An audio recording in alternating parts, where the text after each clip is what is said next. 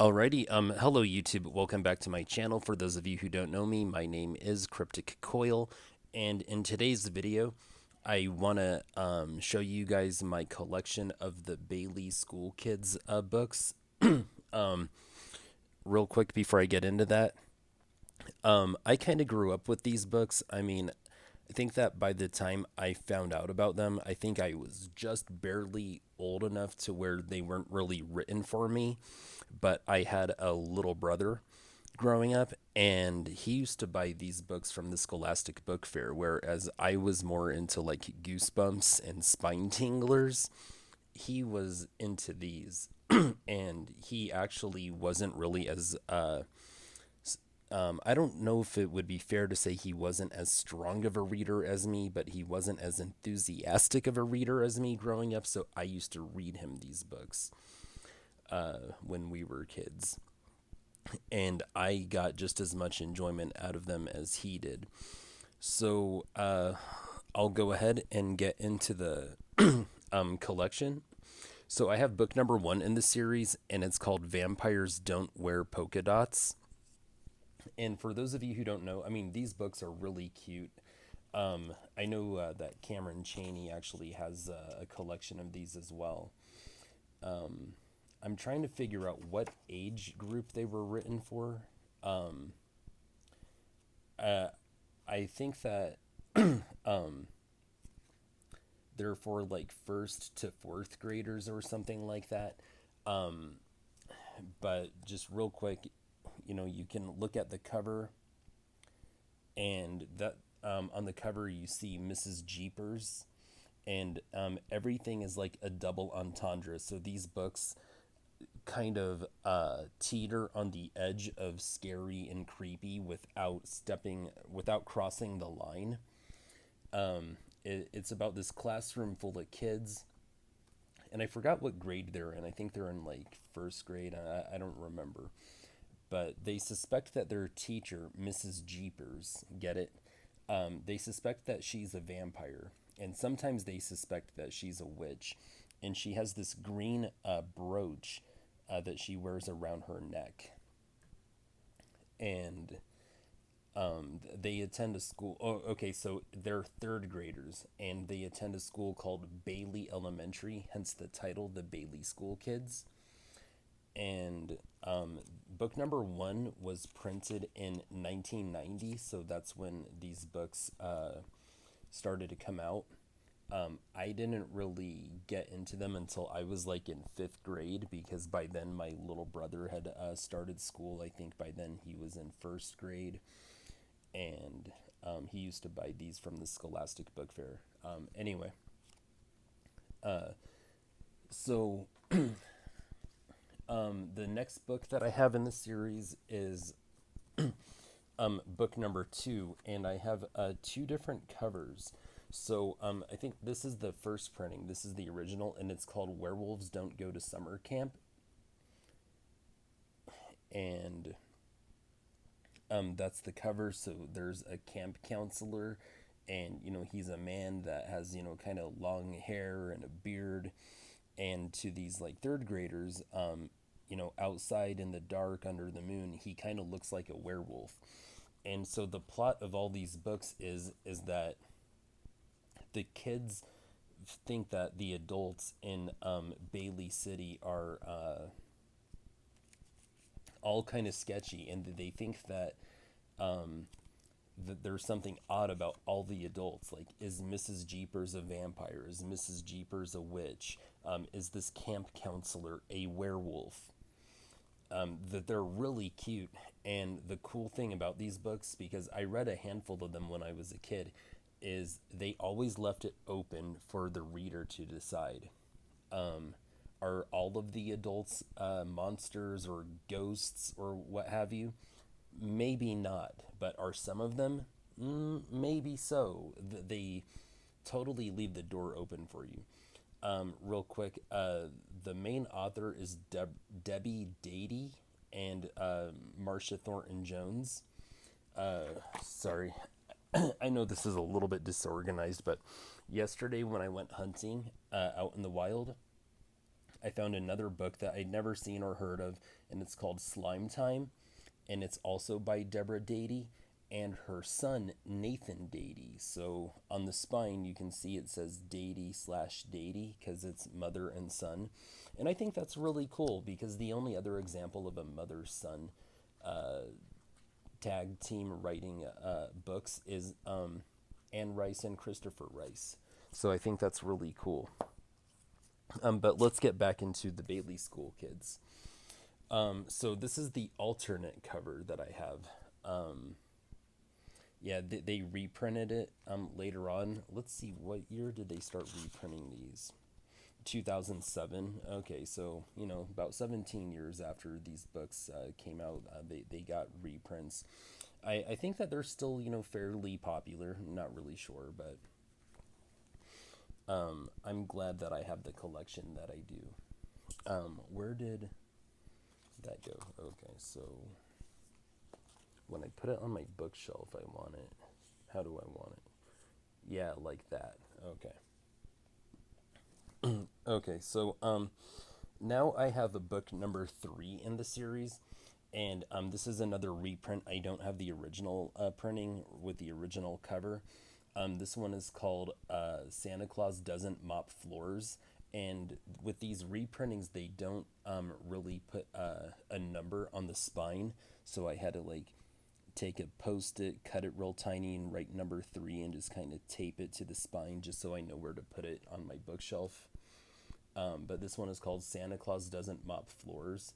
And I think this one is about they hired a seasonal custodian around Christmas break time, and his name is Mr. Jolly, and he looks like Santa Claus, and he performs custodial and janitorial duties around the school. And so the kids strongly suspect that he not only is he Santa Claus, but he's the real Santa Claus. And some of them believe it wholeheartedly. Some of them are skeptical. Like I said, I mean, this series is really cute. And then I have 2 copies of book number 4. One of them is in really good condition. One of them is in a little bit worse condition. But this one is called Leprechauns Don't Play Basketball. Let me read the tagline on the front. Magic O'Grady has more than the average tricks on the court. So, let me read you this tagline they have on the backs, just so you get more of an idea of what these books are about. So this tagline is on the back of all the books. There are some pretty weird grown-ups living in Bailey City, but could the very short that first sentence is the tagline that's on the back of all these books. But for this one specifically, it elaborates. But could the very short basketball coach from Ireland really be a leprechaun? The Bailey School Kids are going to find out. So the kids think that this guy's a leprechaun. And throughout the events of the book, they gather evidence that could suggest, but won't 100% verify, that whether or not this new coach really is or a leprechaun or not. So that's really cool. I have book number 5 in the series, and it's called Ghosts Don't Eat Potato Chips. And let's see. There are some pretty weird grown-ups living in Bailey City, but could Aunt Mathilda really be haunted by a hungry ghost? So I guess one of them has an aunt named Mathilda, and there's a man in the house who may or may not be a ghost, and apparently he has a thing for potato chips. So that's a cool one. I didn't read that one. I did read this one when I was a kid. I don't remember it very vividly. I think I read this in 5th or 6th grade. This one is Frankenstein Doesn't Plant Petunias. And here's the cover. The kids are standing there in front of a museum, and there's a man who totally looks like Frankenstein's monster. Let's see. There are some pretty weird grown-ups living in Bailey City, but could the very tall man who likes flowers really be Frankenstein's monster? Just because Frank is tall doesn't mean he's Dr. Victor's chemical creation brought back from the dead, Howie added. If that were true, basketball players would be monsters too.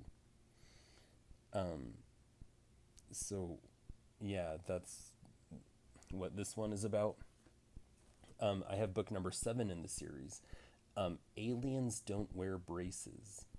The new art teacher is pretty far out. She does look pretty far out. She looks like a fun chick.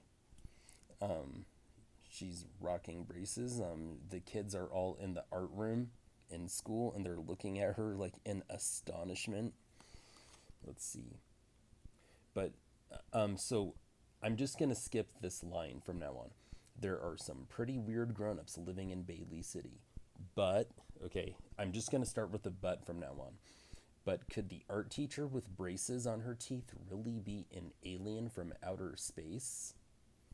So in this one, the kids suspect that their art teacher is an alien. Okay, that was book number 7. And I don't have all of them. I think I have most of them, but I don't have all of them. So book number 8 is called Genies Don't Ride Bicycles. Can the new neighbor make wishes come true? And here's the cover on this one. Oh, I mean, that is hilarious. I used to have a gym coach who looked just like that in middle school. Mr. Thompson, or I'm sorry, Coach Thompson. One time he told us that if we did well on our state standardized test, because, he was a big buff black guy. So he told the kid, and some of us used to joke and call him Mr. T. Oh, he used to also wear a lot of gold jewelry. He never rocked a feather or nothing like that, but he told us that if we did well on the state standardized test, he'd grow out a mohawk for the rest of the year, and he did. Um, oh, that's hilarious. Okay. So on the back, but could the cheerful guy with the gold earring really be a genie? Okay. So let's move on to number 10. Or no, number 9. Pirates don't wear pink sunglasses. If Captain Teach is a pirate, then where is the treasure? And there's some kid named Gilbert wrote his name on the book. This one isn't in very good condition at all. But could the boat instructor at Camp Lone Wolf really be a pirate searching for buried treasure? All right. Here's book number 10. Witches don't do backflips. Is there magic in the new Bailey City gym? And you have this gymnastics coach doing a backflip in front of the kids while one of the boys is stretching. And she's rocking a pair of high top Chuck Taylors, which I think is dope. All right. But could the new gymnastics teacher really be a witch reciting rhyming spells? And her name is Miss Brubaker in this one, so that's cool. Let's move on. Oh, wait, do I just have 2 or? Yeah, so I have another. This is another reprinting that doesn't have the number on the spine, so I have 2 different. It's like the same cover, but it's a different printing. If that makes sense. Okay. Then I have. Let me grab another little handful. Book number 11. Skeletons don't play the tubas. Band class can be bone chilling. And there are the kids sitting in band class with their band instructor. And, he's a skinny, bald, white dude. Yeah, I mean, he looks skeletal. Here's the thing on back. But could the new band teacher really teach a skeleton to play the tuba? And his name is Mr. Belgrave.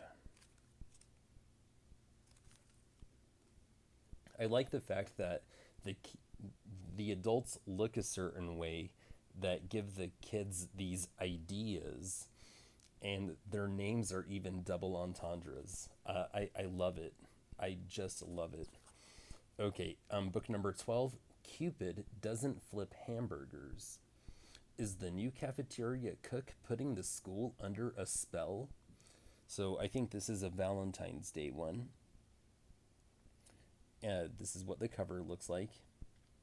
Um, she's serving cookies that are heart shaped. And I just love the look on these kids' faces. Look at that. Okay. But could the new cook in the school cafeteria really be Cupid cooking up some love potions for lunches? And let's see, what's her name? Does she have one?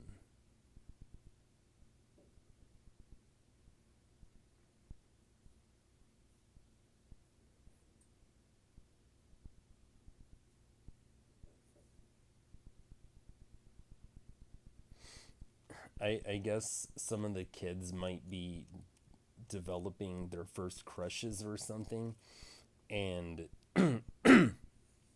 someone gets the idea that there's love potion in the food that this lady is cooking up because she wears red. So that's how they spun that one. Um, okay, so I have two copies of book number 15 in the series. I it looks like I'm oh, never mind. I have 13. Okay, it's called Gremlins Don't Chew Bubblegum. Miss Kidwell has lots of tricks up her sleeve. Kidwell. A gremlin playing jokes. Kidwell. I like it. That's a pretty cool looking cover. All right. But could the substitute school secretary really be a gremlin messing up the electricity? That's what it says on the back. So that's a cool looking one. Then I got book number 14. Monsters Don't Scuba Dive. Is there a sea monster swimming in the lake? That's the cover. And it reads, but could the swimming teacher at Camp Lone Wolf really be a sea monster? And her name is Miss McFarland. Sorry, excuse me. I really need to quit smoking. And then I have two copies of book number 15 in the series, and it's called Zombies Don't Play Soccer. Oh my god, she looks just like my middle school art teacher.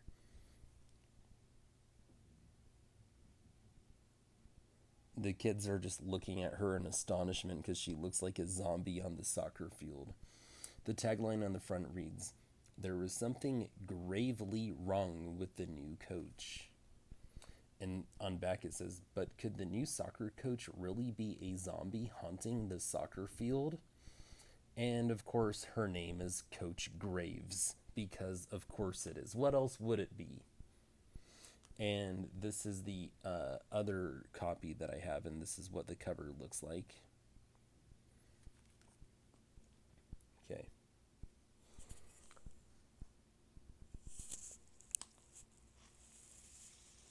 All right.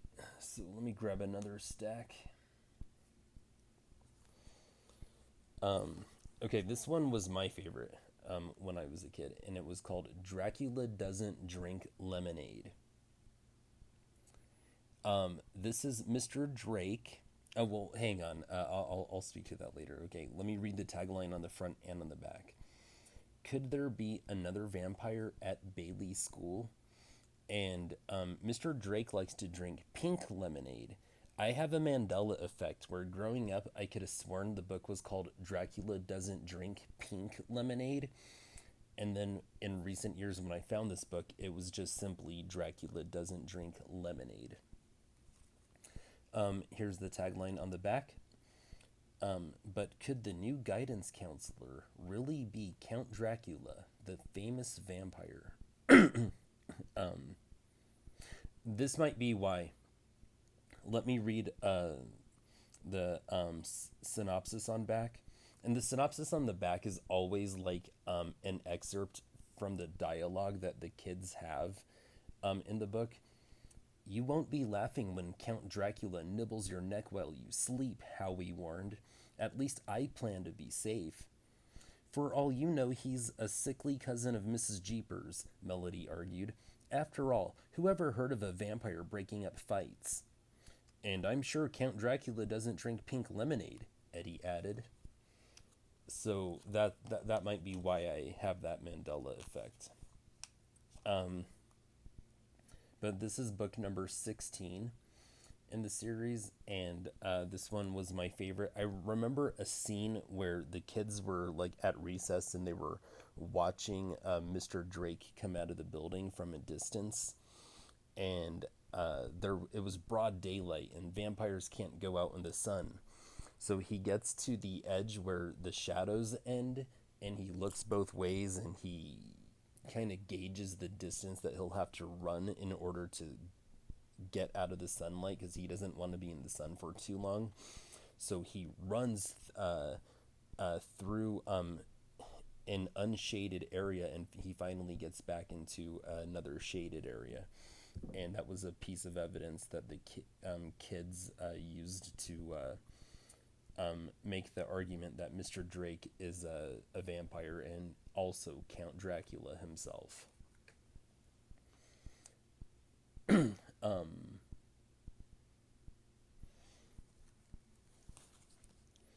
Then I have book number 17, and it's Elves Don't Wear Hard Hats.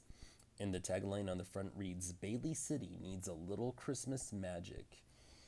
And there's a construction worker, and the kids are all wearing jackets and scarves and beanies. And the construction worker totally looks like a little elf. What does the thing on the back say?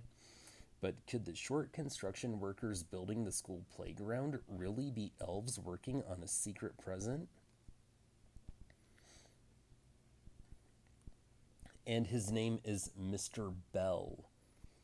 Because you know how Santa has bells, and then they give bells out that you wear around your neck for Christmas. So that's cute. Then I have book number 21, Mummies Don't Coach Softball. Here's the tagline on the front.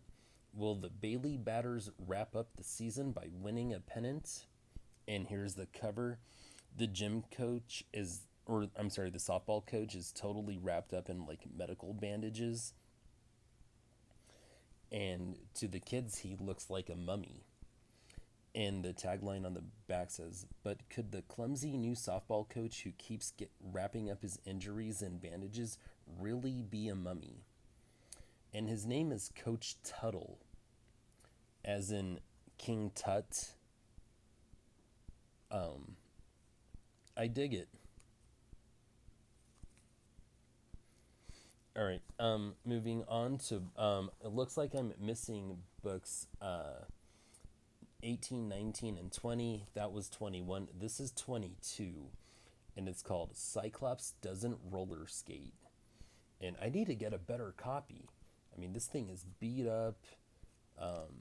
There's writing all on the inside.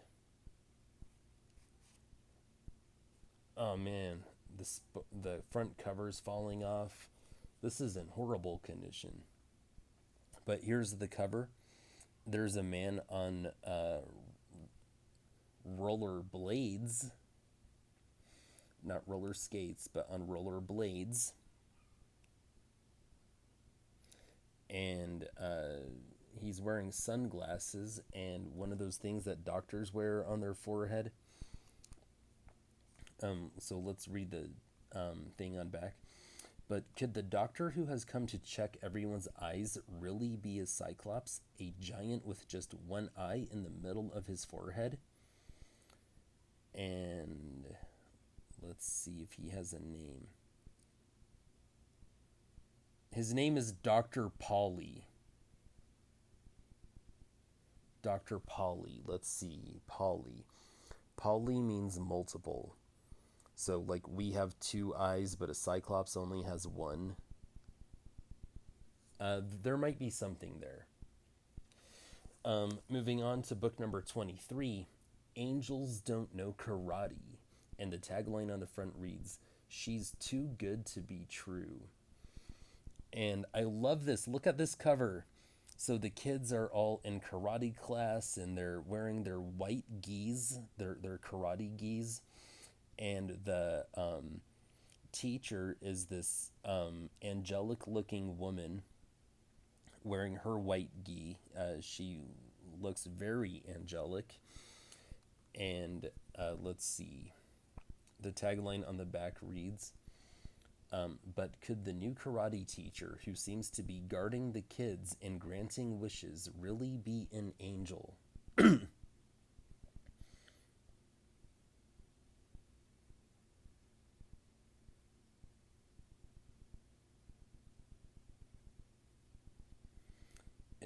It doesn't say what her name is on the back. Look, I'm sorry. I don't want this video to be longer than it has to be, but I gotta know her name.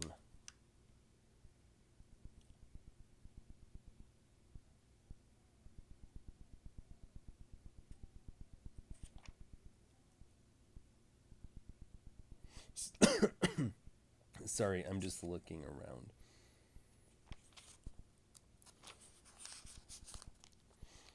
Man, I need to read some of these. I swear I haven't read one of these since like seventh grade.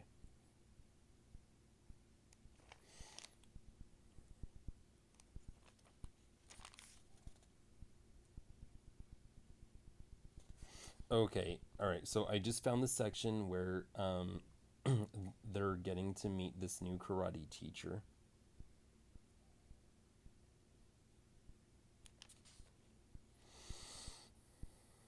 Right now they're calling her the stranger. I don't I mean, maybe it's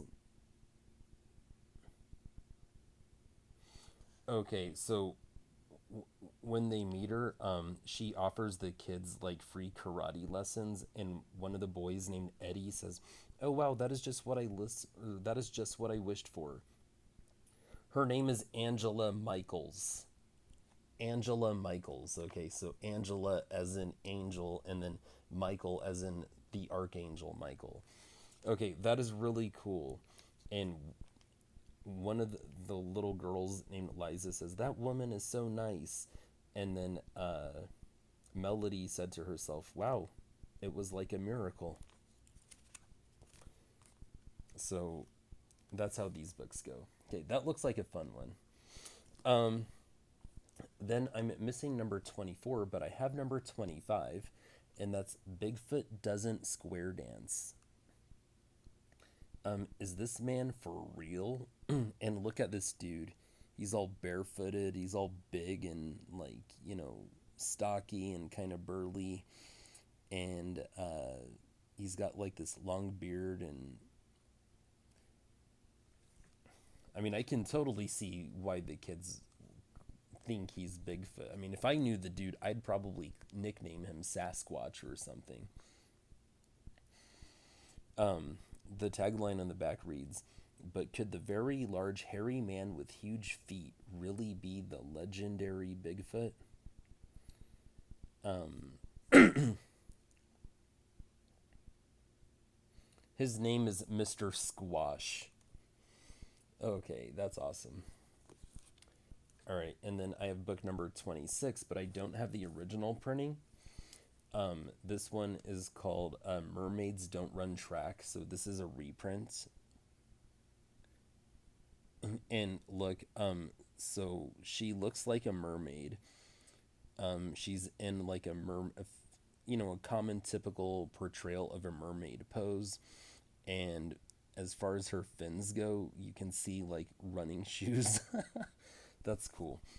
Let's see. So it looks like the kids go back to Camp Lone Wolf, and they're training for a track, or they're training for a track meetup at Camp Lone Wolf, and their coach is named Miss Waterford.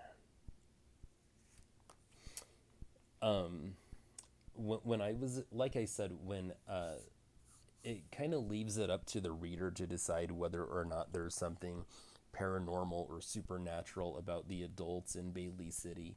But I read enough of these books when I was a kid to where I made up my mind and I was like, these are like way too many coincidences. Like, there can't be this many coincidences, and they're just coincidences. Like, at some point, there has to be something there. So I think that the grown-ups are all like paranormal and supernatural. So I have book number 27, and I think that this is a library copy because it's hardback and it has the Dewey Decimal marker on the spine. And this one is called Boogeymen Don't Play Football. And the tagline on the front reads, "Who's the new player on the team?" And look at that dude. You know how football players, wear like, black makeup around their eyes to block the glare from the sun? They think this guy's the boogeyman. So let's see what the thing on the back says. But could the new mysterious student teacher who was on the Bailey City football team really be out to get the students of Bailey Elementary? Whoa, he's out to get them. Let's read the synopsis on back. "I just had an awful idea," Howie said. Eddie shook his finger in front of Howie's nose. "How many times do I have to tell you?" he said. "Thinking is dangerous." "What does Mr. Boogie have to do with cookies and a football under Huey's bed?" Melody asked. Howie swallowed and looked around the playground to make sure no one else was listening. "Because," he finally said, "Mr. Boogie is the boogeyman."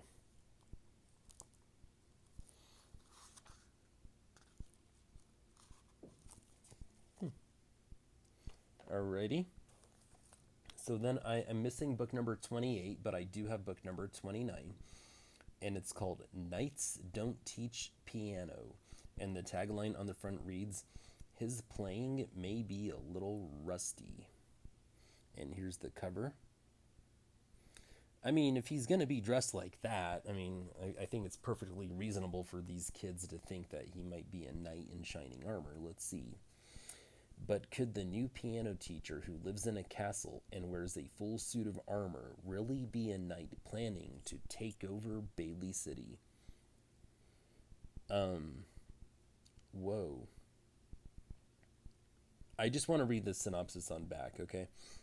"Hundreds of years ago, Lancelot was a knight in King Arthur's Camelot," Eddie said. "This is today in Bailey City, not Camelot," Melody said with her hands on her hips. "Besides," Liza said with a giggle, "I'm pretty sure knights didn't play chopsticks in Camelot." Howie smiled. "Liza's right. Knights had sword fights and rode big horses." "And they definitely don't teach piano in Bailey City," Melody added. I wonder what his name is. Does it matter? Um, I, you can see me, you can hear me, but I can't see you or hear you, so I don't know if you want me to just keep getting on with it. I don't even know how many of you guys watch these videos all the way through, especially since they've been getting a little bit longer. Okay, and I suspected this. Uh, his name is Mr. Lance E. Lott. Lance E. Lott. Love it. They do such a good job with these. Okay. And I'm missing number 30, but I have number 31, and it's called Ghouls Don't Scoop Ice Cream. And that's what the cover looks like. And the summary on the back, there's no tagline on the front. The summary on the back reads, "But could the new worker at Burger Doodle with very pale skin and sad eyes really be a ghoul spying for a family of vampires?" Okay, so one of the kids says, "That's it. Mrs. Jeepers is bringing more vampires to Bailey City." It doesn't say what her name is, but I'm not going to waste any more time. I'll just move on. Okay, so that looks like a fun one. And then I have book number 32. Ooh, this looks cool. It's called Phantoms Don't Drive Sports Cars. I don't know if I read this one or not when I was a kid. That's what the cover looks like. The tagline on the front reads, "Who was that racing around town?" And whoa, that's a Ferrari. The license plate is custom, and it looks like it says Gaston. Gaston Leroux wrote Phantom of the Opera.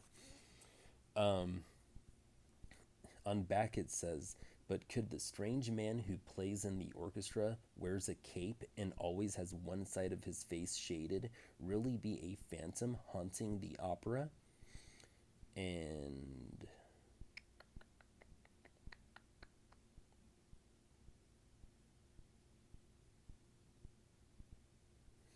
it doesn't say his name on back, but the kids are debating whether or not he's a phantom.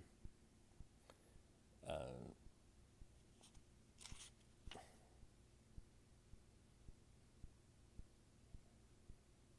his name is Eric Gaston. Eric Gaston. Eric was a character in Phantom of the Opera. I think that was a Christine Day's uh, boyfriend, fiance, lover, what have you. And Gaston Leroux wrote Phantom of the Opera. Okay, that is awesome. Okay, number I have number 33, and it's called Giants Don't Go Snowboarding. And you have this very tall man snowboarding with the kids, and the tagline on the front reads, "He's one big border dude."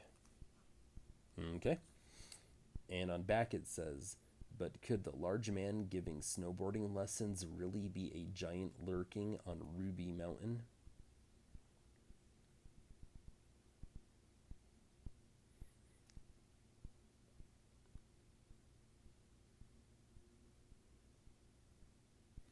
It doesn't say his name on the back, but I'm sure it's really clever. Then that was book number 33. Okay. Um, Sorry, let me rearrange these real quick so I can put them back on my bookshelf in order. Okay. There we go. um,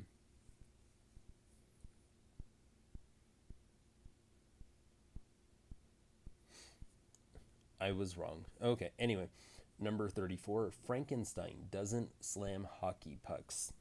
Now, we already had a Frankenstein one. So let's see what happens here. And, that's what the cover looks like.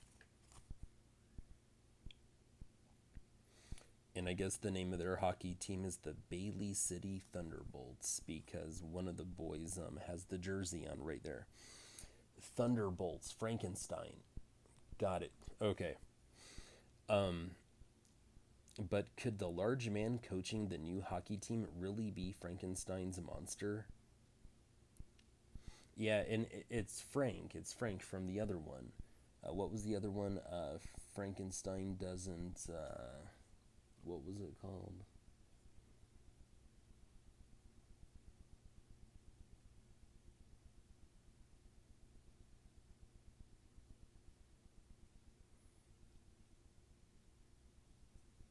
Frankenstein doesn't plant petunias.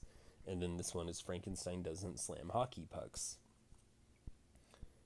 Um,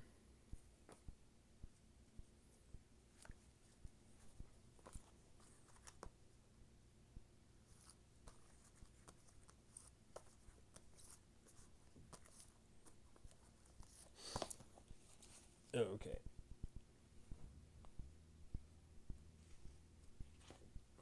So, the next one that I have is number 39 in the series. So I'm missing the majority of the 30. No, I'm missing 35 through 38. Yes, another Dracula one. I didn't read this one, but I love the cover. Dracula doesn't rock and roll. Oh, he doesn't now. Okay. Get ready to rock. That's the tagline on the front. That's the cover. And Mr. Drake is, I mean, he looks really cool on stage. He looks like a rock star. He's got a really sick strat. I'm trying to look at his pickup configuration. all I see is a single coil in the neck position. I wonder if he has a humbucker on that, but it looks like it's only a 22 fret guitar. But what I'm starting to realize is that's all I need. But I really love the white plate on it. But I digress. Whoa, he has a bat um, symbol on his amp. Look at that. Can you see that? It's really small. But yeah, there's a bat on his amp. Oh, oh. And he's got his cup of pink lemonade. Okay. Um, I guess he's jamming at the Bailey City Winterfest. So on the back it says, but could Mr. Drake, the old school counselor? Okay, let me rephrase that. But could Mr. Drake, the old school counselor, really be in a rock band full of vampires? Wow. Oh, I gotta read the summary on back. Okay. Howie dropped his voice to a whisper. His friends had to kneel in the snow just to hear him. I'm not talking about music, Howie told them. I'm talking about a trap, a vampire trap, and we're the bait. Melody gasped.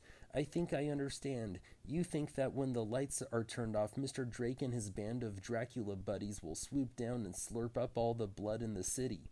Exactly, Howie said. That's disgusting, Liza said. Besides, Eddie said, you never even proved Mr. Drake was Dracula. After all, Liza added, Dracula doesn't rock and roll. That looks really dope. I'm just looking to see the artwork.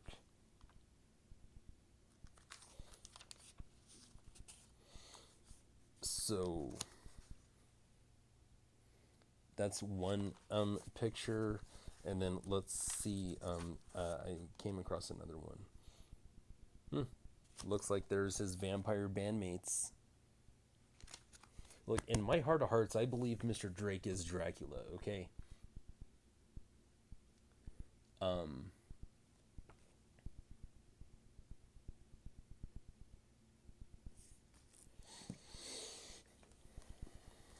Then I have book number 40, and I don't have an original printing. I only have a reprint, and this is number 40. And again, this is one that I had to put a post-it on the spine for. But this one is called Sea Monsters Don't Ride Motorcycles. Okay, so Miss McFarland is back. There's no tagline on the front, but it says that the mysterious Jessie McFarland is the best biker at the racetrack. Wasn't she also a scuba diving instructor? But the Bailey school kids notice that she has an unusual relationship with the sea. Is this racer just a fan of the water, or is she more sinister than she seems? I mean, that's a pretty cool looking bike. And the helmet and her riding gear. She looks like a. She looks pretty like sex. She looks pretty wicked. I don't cuss on YouTube, really. So I was gonna say she looks like a bad ace, but I ended up choosing not to. Oh! I put that in the wrong spot. I want to put these back on my bookshelf in order. All right. Then I have this one, and it's book number 41, and it's another used library copy. It's hardback, and this one is called, and it's book number 41, The Bride of Frankenstein Doesn't Bake Cookies. And the tagline on the front is, It's a monster cookie. And there you have it. And let's see. On the back it says, but is the strange new cookie chef at the ice rink really the Bride of Frankenstein? Her name is Electra. And does it mention Frank? One of the kids says, "She's a monster, just like Frank. In fact, I believe Dr. Victor created Electra to be Frank's friend, his girlfriend." Dope. Are there any cool artwork pics? Oh, she's massaging his shoulders. Check that out.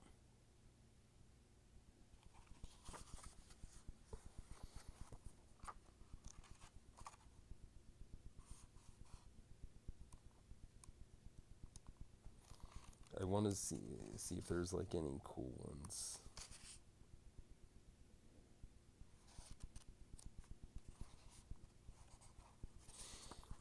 This is a cool one. Yeah, I liked these when I was a kid. Okay. All right. And then I have one last one. I have two copies. I picked one up last night from a thrift store. I mean, it was less than $2. I didn't realize that I already had it. I thought I didn't because I knew that the last one that I had was number 51, I think.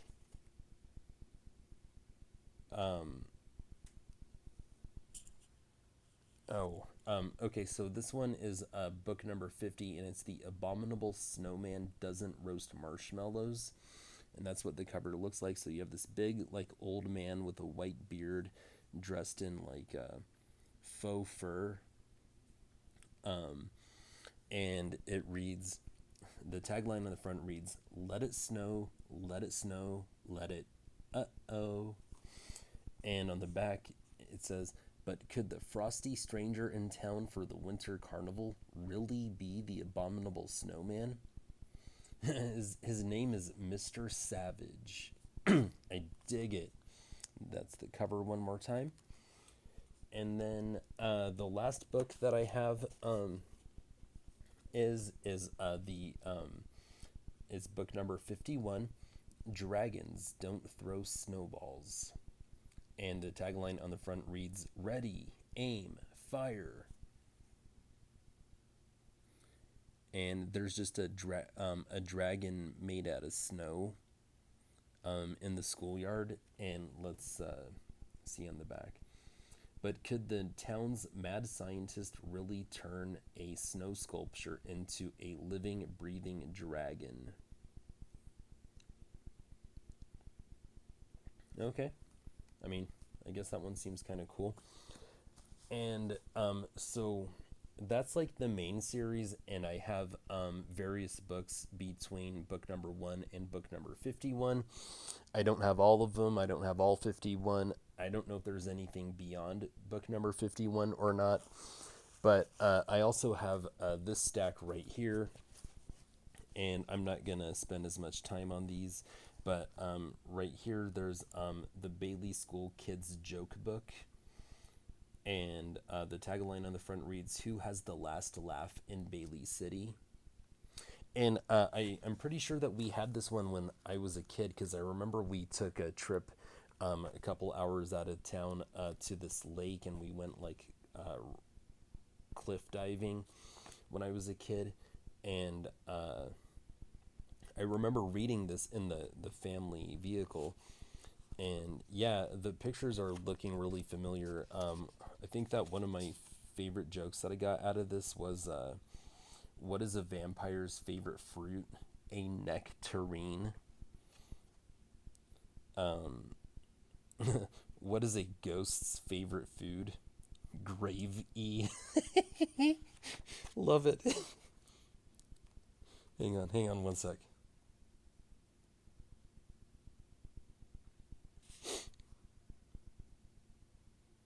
Oh, okay. Yeah, so remember the skeletons don't play the tuba? Remember the instructor, his name was Mr. Belgrave, so he has his own little chapter. And so these are all his jokes. They're so bad. They're totally dad jokes, but I love them. You're a bad person if you don't. Okay, why didn't the skeleton go to the movies? It had no body to go with. uh,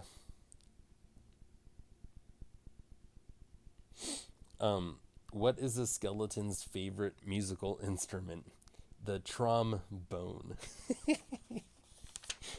uh, yeah, I remember reading these when I was a kid. Hang on, I gotta see if Mr. Drake has a section. He has to. Is there a table of contents? Oh, there's no table of contents. Okay, but Mrs. Jeepers has some favorite Transylvanian ticklers. Um, okay, here's Liza speaking. How can you tell if a vampire has a cold? Nurse Smedley says, he starts coughing. Eddie, what, Eddie says, what is a vampire's favorite holiday? Melody, Thanksgiving. Howie, why did the vampire cross the road? Mr. Drake says, to bite someone on the other side.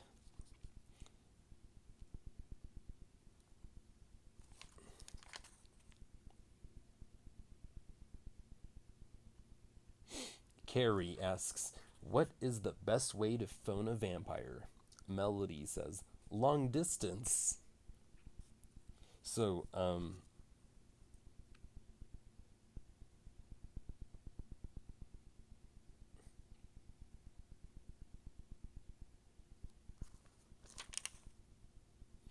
yeah, so that's what this joke is all about. That's what that joke book is all about. And then there are these